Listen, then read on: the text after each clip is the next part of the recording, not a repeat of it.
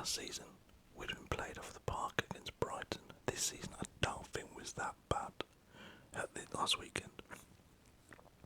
Overall, I was quite happy with the performance. Just like I stuck our players like who've come in and players who're still there. So we brought in Delete. We're yet to see him from the start. He's doing the same with Xerxes though, isn't he? Ten Hag is. He hasn't started him yet either. And my feeling was, is he being a bit funny with Xerxes in terms of Højlund's his main man, so he doesn't want to be putting Xerxes in from the start and does really well. But I figured, well, Delete is literally Ten Hag's man. You know, he brought him up through as a kid at Ajax. So that can't be the case. I assume it's just he wants to get them adjusted to life in the Premier League slowly, rather than just throwing them in at the deep end. But yeah, Delete, well, yet to see. Mazraoui, I mean, he went straight away. And what a player. Like, when I heard we were signing him, I was like, okay, so West Ham wanted him when they were going to get Wan-Bissaka at first. Bayern don't want him, and we want him. I was like, oh no. I saw it as we have Diogo Dalot as our right back. Wan-Bissaka moves on. Dalot continues as a first choice right back. Mazraoui would come in as a backup. That was my opinion. Luke Shaw started the season injured. Shock horror. Dalot has played left back and been bloody great. He's not a left back by profession, but he's been bloody brilliant. Mazraoui's been playing right back. I would happily continue that. Luke Shaw is too injury prone. If he comes back for a few games, he'll be out again very soon after returning. I like Mazraoui on the right and Dalot on the left. Centre backs. Maguire's had a good start to the season. Martinez, obviously, you know, goes without saying, very good defender. Mason Mount, he started the season injury free, then he picked up an injury against Brighton apparently, but he started pretty well. Could have had a goal, I think it was against Fulham, or it might have been the Brighton game, I can't remember now. Ahmad Diallo, I'm very happy how he started. He's grabbing his chance with both hands. And Xerxes, yeah, I'm happy with Xerxes. Scored on his debut against Fulham. Was very unlucky in Brighton with that goal that went off his knee. That was then deemed offside. The goal that would have won us the game because we would have got 2-1 up and then would have sat back and finished seeing the game out. Instead, the goal's disallowed and we were still going for the win. And they caught us, I think it was on the counter attack, and they got the win. Very frustrating. It's fine lines, as they say, you know, fine margins. But yeah, I'm very happy how. I'm very happy we've lost the game, so I'm not happy about that. But performance-wise, I'm happy than I was last season. 2 games in. Anyway, this weekend's games. So a little look at who is playing who. We have Arsenal v Brighton in the 12:30 kickoff on Saturday. Arsenal basically just picked up where they left off, haven't they? It's crazy how, you know, they've just gone away and beat Villa at Villa Park 2-0 last weekend. In a game I thought my mate's a Villa fan and his daughters are Arsenal fans. And I was like, I'll wind him up, like, you know, it's going to be a bit of bother in your house, like, but I just can't believe Arsenal went there against a very good Villa side and just got an easy win, routine win in the end, another clean sheet.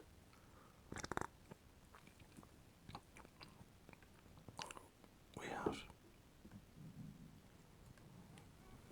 Brighton coming off the win against United, Arsenal coming off the win against Villa. I think it'll be a very good game, but I can only see one winner here. It's going to be an Arsenal win, in my opinion. 2, maybe 3-0. I If I was an Arsenal fan, I'd be so frustrated. It's been so long since they won a Premier League, a long, long time. They have everything that's needed, bar one thing, and it's the one thing that all very good football teams have. City have had it for years. They've had Haaland. Before that, they had Sergio Aguero. At times, they've had more than one. They had Carlos Tevez, Aguero. They had, two or three, like I say. Checo being there as well. Chelsea had it back in the day with Didier Drogba. Man United had them over the years with Wayne Rooney, Ruud van Nistelrooy, Eric Cantona, Andy Cole, Dwight York. Liverpool had Fernando Torres, but they didn't win the league that season. What Arsenal don't have, I mean, they had it back when they were winning titles with Thierry Henry. They do not have an out-and-out goal scorer. A striker, I mean. Theo Trossard popping up with goals. Fair enough. Saka pops up with goals. Okay. Odegaard. Rice will get a couple through the season. Thomas Partey scored the last weekend. But the people they paid to put the ball in the back of their strikers. Gabriel Jesus hardly ever scores. Eddie Nketiah knows leaving, but they kept him last season. Hardly ever scores. Kai Havertz, they sometimes play midfield, sometimes up front. His goal return is better than what it was a couple of seasons ago, to be fair to him. But they need a striker. Like, I don't want to get a striker. I like that they just don't do it, but for their fans it must be so annoying. When you've got Ivan Toney going at a knockdown price. Victor Osimhen, silly money, but there's two strikers. Chelsea can only sign one. Why not just go and get one if you're Arsenal? You've got the money there. Just sign one. I seen yesterday that they are selling Ramsdale to Southampton for just under 20 million quid. They're then going to go out and sign the Espanyol goalkeeper for 25 million, I believe, just to sit on the bench. Why? David Raya is the Arsenal number one, and I don't see it changing anytime soon. So why spend 25 million quid on a backup goalkeeper? How about spend 10 million on a backup goalkeeper and put the other 10 million towards a striker? It's just an idea. But Arsenal win on Saturday against Brighton either way. Brentford, Southampton, 3 o'clock kick-off. Southampton coming off a win in the Carabao Cup. I think they beat Cardiff 5-3 away. If they got Ramsdale in goal by then, might give them more of a chance.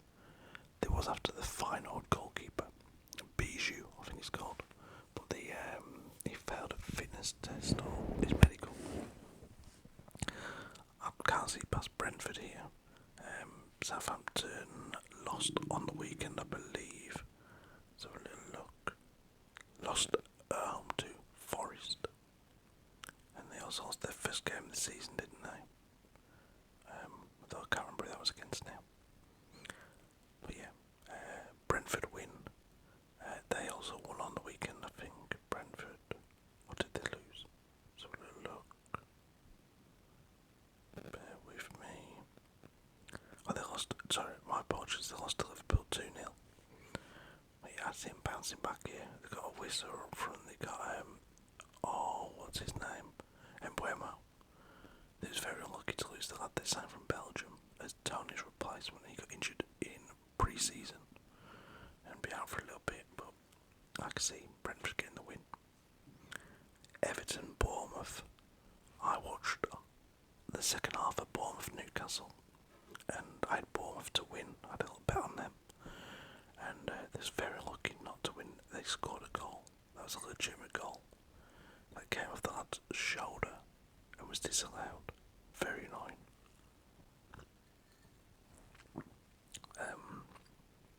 Everton are just shite. I apologise if there's any Everton fans watching, but they are very, very bad. I mean, how do you sign players and yet still pick the same team last season that nearly took you down if you're Sean Dyche. There's a lad Ndoye from Marseille, former Sheffield United lad. Don't pick him. I don't get it. I think Everton will be stubborn here though. I think Bournemouth will struggle to break them down. I can see a draw. I don't see Everton winning the game, even though they've got the advantage of being at home. I can't see an Everton win. Ipswich or Fulham. I think we see Ipswich get their first win of the season in this game. I mean, they've had it tough, haven't they? Ipswich. They started the season at home to Liverpool and then went away to Man City. I reckon Kieran McKenna, when the fixtures were released, would have wrote off the first two games. It's okay. Get to Fulham at home, third game of the season. As long as the fans haven't took a complete battering in terms of results. Which didn't really. I mean, they scored against Man City away. I mean, Christ. They got the opening goal in that game. And I think he'll fancy their chances at home against Fulham. I do. I fancy Ipswich's chances. I'm going to go 2-1 to Ipswich. Sammy Smodic's double. Leicester Villa. Leicester got themselves a draw against Spurs, first game of this season. A lucky draw in my opinion, though they were the better team in the second half, so I guess not too lucky. Villa coming off that loss away, at home to Arsenal. I mean, this Leicester and Southampton have come up so weak. Obviously, you come up with a championship squad, but when you compare it to what Ipswich have done, wow, they've really not invested very well in their team so far. I think they'll go there and get the win, 2 or 3-0 away at Leicester. Forest Wolves. Now, I lived in Wolves for 17 years. My family's from Wolves, like my wife's family. I'd love to say I see them going to Forest and getting the win, but I don't. I think their old manager Nuno will put one over them. I really like Gary O'Neill as a manager. When you look at some of the players that Wolves have, they got not 2 or 3. That was at PSG a couple of years ago. Sarabia, he's there. He was at PSG. Guedes, is it? Gonzalo Guedes, I think was at PSG at one point. But yeah, he's Cunha. It's all that I like. I like Cunha a lot. Very good striker for Wolves. They need to sort their defence out. Seriously, they do. Losing Max Kilman, and it's just left them a little bit weak in the central defensive area. There was after Dara O'Shea, who signed for Ipswich from Burnley, but that deal for some reason didn't come off. But yeah, I think Forest win this one 2-0. West Ham, Man City, 5:30 kick-off. What was West Ham's result on the weekend? Just gone. Did they play Sunday? They played at some point. Where were they at? They beat Palace away. Very good result for West Ham. Lopetegui, former Wolves manager. Decent manager. I think you'll see West Ham getting better results than they did under David Moyes, like against the teams that they shouldn't be beating, so to speak.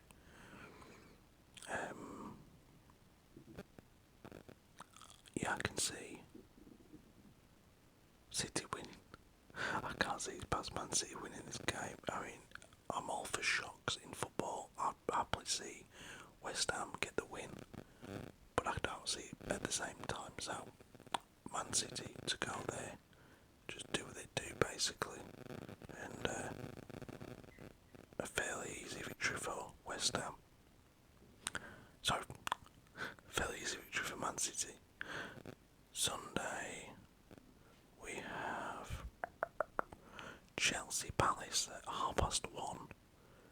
Chelsea v Crystal Palace. Palace have not started well. I know they've lost very important players. Michael Elise, Anderson, the defender. Mike Gay could have left by then, by Sunday. Eze, I think he'll be staying by the looks of it. Chelsea coming off battering Wolves away 6-2.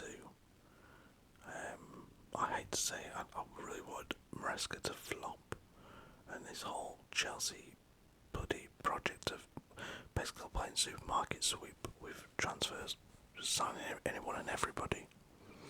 I wanted Chelsea to be a massive stinking flop, but I think they probably batter Palace this weekend, annoyingly. Chelsea win. Newcastle Spurs also +1 on Sunday. Spurs coming off a 4-0 battering of Everton.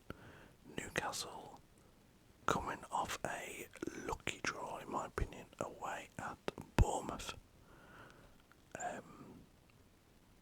If Spurs continue playing not the way they did against Leicester, that's bad performance, but the performance against Everton was very good. The new lad Ogbert looks very decent for a sign from Burnley. Wilson Ogbert, I think that's how you say. Hopefully Solanke is back soon. He was out injured for the game against Everton. Newcastle just played against Forest last night in the Carabao Cup. A competition that Spurs didn't have to play in last night or this week. I think Spurs can go there and get a result. Might only be a draw, but I don't think they come away with a loss. And the 4 PM kick-off, the big game of the weekend, Man United at Old Trafford against Liverpool. Oh no. Oh no. You know it's going to happen. You know, the Dutch manager v the Dutch manager, the one who's only been in the job for 2 games against the one who's been there for 2 seasons. I already know how it's gonna go. I hate to say it, but I can't see past. I hope I'm wrong. I want United to go out there and put on a performance in the clinic and get the win. Of course I do. But Liverpool have looked pretty decent so far under Arne Slot. Just 2 very routine victories away at Ipswich and at home to Brentford. Like I say, I hope I'm wrong. I hope United can get the win. I'm going to back my team. They're my team. We're at home. Massive rivalry. United to win. A scruffy game. 1-0. There you go. You heard it here first. Am I confident? No, I bloody ain't. But that's football for you. Let me know your predictions in the comments, guys. Who do you support? And do you have to be in the Premier League, any league in the world? Who are you playing this weekend, and what will the score be? Take it easy, and I'll see you again very soon.